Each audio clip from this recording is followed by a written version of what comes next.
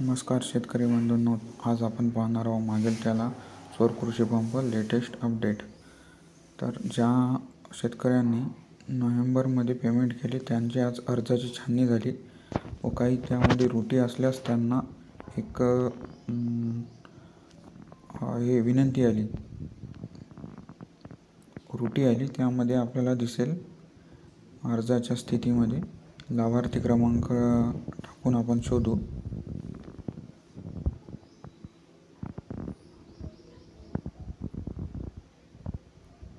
तर इथं ओपन झाल्याप्रमाणे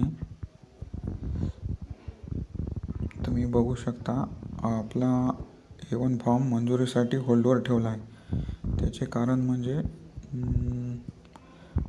आपल्या सातबाऱ्यावर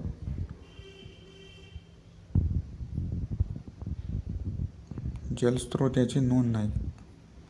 तर मी तुम्हाला सांगतो जलस्रोत नोंद कुठे असते. आणि